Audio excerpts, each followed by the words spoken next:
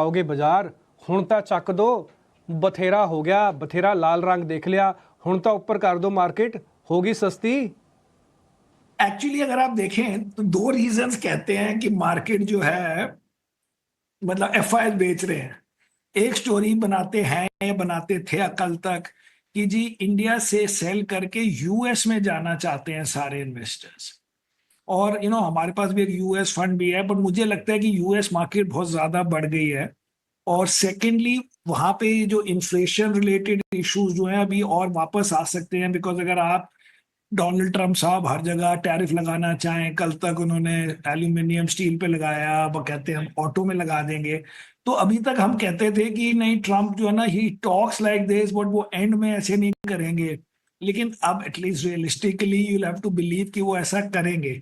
अगर ये सब करें और बीच में टैरिफ इंक्रीज हो गया तो हाउ कैन वो यूएस कंपनीज एडजस्ट ही नहीं कर सकते इतनी फास्ट। तो यूएस मार्केट की जो मैसिव आउट परफॉर्मेंस है, मुझे लगता है वो अब कंफ्यूजन में लोग अटक जाएंगे। और सेकंड भी था कि चाइना में पैसे डाल रहे हैं इंडिया से छोड़कर, इंडिया से रिडीम करके। मुझे लगता है कि अगर चाइना की मार्केट चली तो उससे इंडिया को पता नहीं इमीडिएटली, बट थोड़े दिनों में या एक आध महीने में फायदा हो जाएगा। बिकॉज अभी तक क्या था कि इमर्जिंग मार्केट कैटेगरी ही खत्म हो गई थी, बिकॉज चाइना ठीक नहीं कर रहा था और यूएस बड़ा अच्छा कर रहा था। अगर चाइना अच्छा करे तो इमर्जिंग मार्केट के जो सारे फंड्स हैं they can go and sell emerging market concept, जिसमें इंडिया को प्रोपोर्शनेटली पैसे मिल जाएंगे 20%। एंड सेकेंडली अगर यूएस थोड़ा सा भी रुका, जो मुझे लगता है रुकेगा प्लस माइनस, इंडिया का प्रेशर हट जाएगा इन terms of selling selling selling bye foreigners every day. And वही हमें चाहिए। बाकी हमारा ठीक चल रहा है, जो स्लो डाउन था उस सबका रिएक्शन हो गया, we can talk about it. But जो एफआई सेलिंग जो हर वक्त का हवा बना हुआ है, मुझे लगता है वो अब एंड गेम में है। ये देखिए, हम लोग क्या करते हैं ना, जब शो प्लान करते हैं और जब गेस्ट आने वाले होते हैं तो हम ना कुछ लाइनें देते हैं कमिंग अप के लिए, उसको टीजर बोलते हैं। तो टीजर में हमने ये लिखा कि आखिर एफआईएस को भारत से प्रॉब्लम क्या है। आप सिंगापुर में बैठते हैं सर, आप थोड़ा बेहतर तरीके से उनसे कम्युनिकेट करते होंगे, कॉन्टेक्ट करते होंगे, तो जो प्रॉब्लम्स थी भारत को लेकर वो दूर हो गई है या फिर अभी भी कोई पेन पॉइंट है उनको जो दिख रही है? क्योंकि वैल्यूएशन तो ठीक ठाक हो गए, बाकी इवेंट्स भी जो गुजरे हैं वो ठीक ठाक गए हैं भारतीय बाजारों के लिए। सो बिग पिक्चर में सॉल्व हो गई है, लेकिन एक जिंदगी भर सॉल्व नहीं होगी अगर ऐसे चलता रहा। और वो उसका जो लॉस है वो आपको नजर नहीं आएगा कि कितना है, लेकिन काफी बड़ा होगा। कि इंडिया में टैक्स रेट फॉरेन इन्वेस्टर के लिए बाकी किसी कंट्री में नहीं है।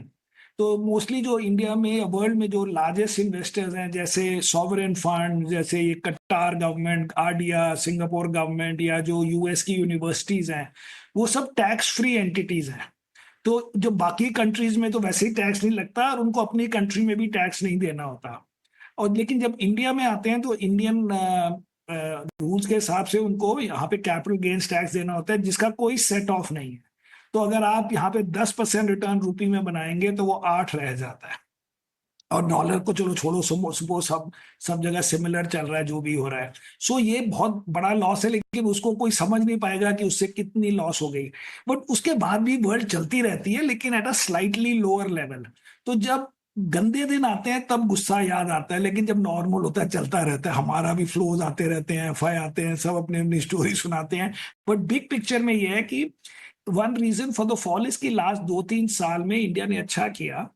एंड वो अब सडनली बिकॉज ऑफ यूएस जो इलेक्शंस में लगा कि ट्रंप आ गया उस वक्त अक्टूबर में, या फिर वो यूएस करेंसी स्ट्रेंथन हो गई, तो उससे हमारी थोड़ी प्रॉब्लम ज्यादा लगी कि जी टाइटनिंग है, कि स्लो डाउन है, कि वैल्यूएशन हाई है। अब इन सबका सोल्यूशन मिल गया अदर देन टैक्स। तो इसलिए मुझे लगता है कि ठीक है। मैं बुलिश इसलिए रहा हूं ड्यूरिंग दिस पीरियड, जो कि एक्चुअली गलत निकला जैन में, कि इंडियन मार्केट अगर वर्ल्ड ठीक Received हो 5 rupees तो on India Google Pay for normally business. Under perform कर सकता है, लेकिन नॉर्मली नेगेटिव नहीं होता, and at least in the long term. तो अब वो एक महीना नेगेटिव रहा है जबकि rest of the world positive है, तो वो कैचअप होगा मुझे लगता है ना 6-8 महीने में, हल्के हल्के ही हो शायद। लेकिन वैसे कोई इतनी भी लड़ाई नहीं है फॉरेन इन्वेस्टर के साथ कि सुबह उठ के वो रोज बेचे। तो वो क्योंकि इवन दिसंबर में उन्होंने पैसे डाले थे, इवन सितंबर में आफ्टर द टैक्स हाइक तभी भी डाले थे, और सितंबर में तो 5-6 बिलियन डाले थे, दिसंबर में 2 बिलियन डाले थे। इसलिए ये नहीं कहना चाहिए कि वो, ये जो मैं बोल रहा हूँ पॉइंट, उसके लिए वो आएंगे ही नहीं। ये सब चीजें चलती रहती हैं। को लेकर पूछना चाहूंगी, कोविड के बाद एक बड़ा बूम दिखा डिमांड को लेकर, लेकिन मुझे याद है लास्ट टाइम जब हमने आपसे चर्चा की थी, आपने कहा था कि आप मुंबई में 2018 से एक प्रॉपर्टी बेचना चाहते हैं, लेकिन प्राइस अप्रिसिएशन ज़्यादा कुछ नहीं दिखा है वहां पर। Real estate sector year to date basis पर करीब 20% गिर चुका है और काफ़ी अंडर परफॉर्मर रहा है।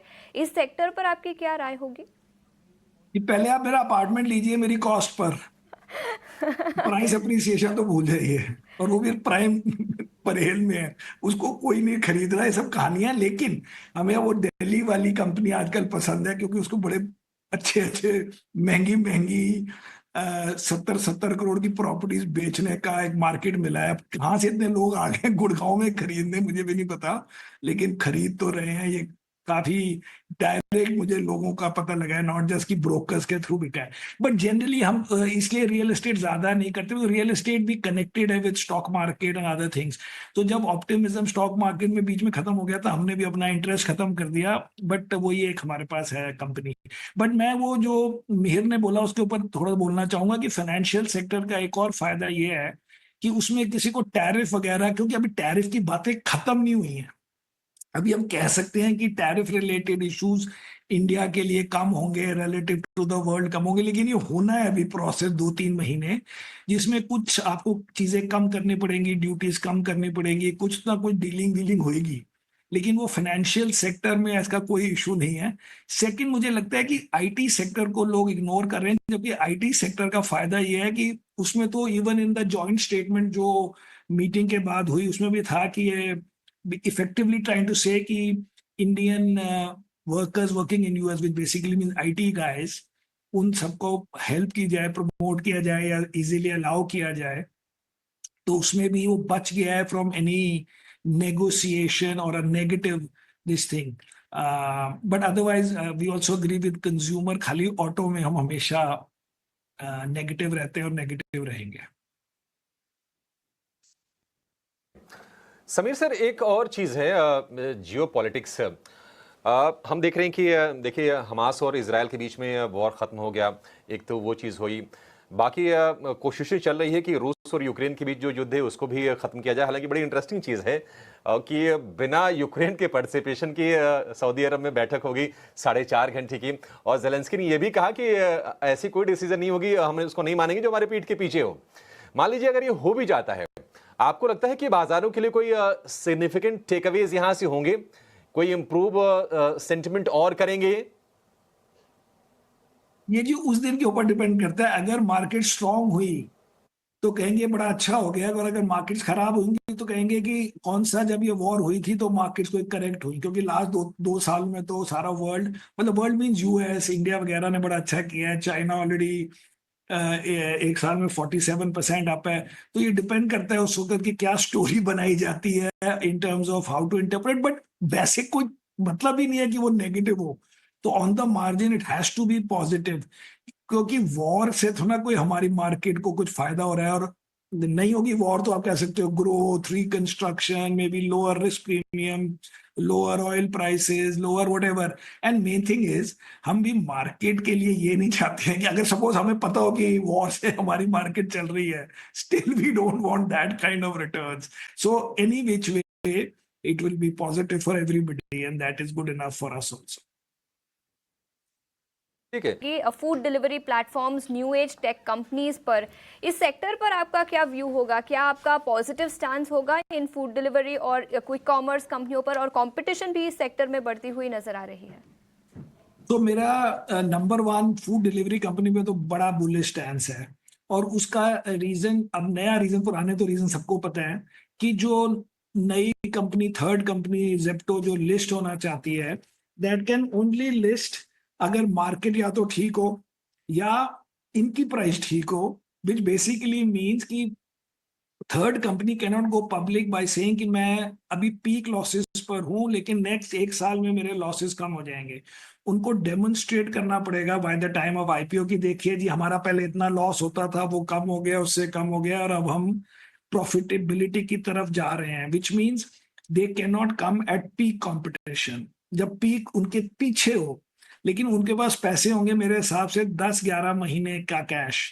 अगर आप 5-4 महीने बाद अगर ये मार्केट वीक रहती और कंपटीशन हाई होता जब तक आप आईपीओ करने आए तब आपके पास 4 महीने के पैसे रह गए हैं, ये आसान काम नहीं है। तो पब्लिक होने के लिए डिसिप्लिन लाना पड़ता है एंड वो high growth for big losses वो शुरू में 21 या जब ये बुल रन सब चल रहा था तब ये सब एक्सेप्टेबल था। तो as soon as you go public वो डिसिप्लिन आना जरूरी है। एक्चुअली इसी बेसिस पे मैंने पहली बार ये लिया था नंबर 1 स्टॉक बिकॉज उस वक्त स्विगी से बड़ा कंपटीशन था और मैंने कहा कि Swiggy can never go public unless की पहली कंपनी का स्टॉक बढ़े। वो अब सेकंड टाइम लॉजिक मैं कोशिश कर रहा हूँ कि वो चलेगी। मैं तो बड़ा बुलिश सर आपसे होगा। आपको देखिए हमने हमेशा हंसते हुए मुस्कुराते हुए देखा है, बाजार की स्थिति चाहे जो भी हो, ऊपर हो नीचे हो। जरा इसका राज बताइए सर, क्या योग करते हैं, मेडिटेशन करते हैं, क्या करते हैं आप? बाकी लोग भी आपसे थोड़ा सीखें, जो ट्रेडर हैरान होते हैं 100-200 पॉइंट इधर उधर होने पे।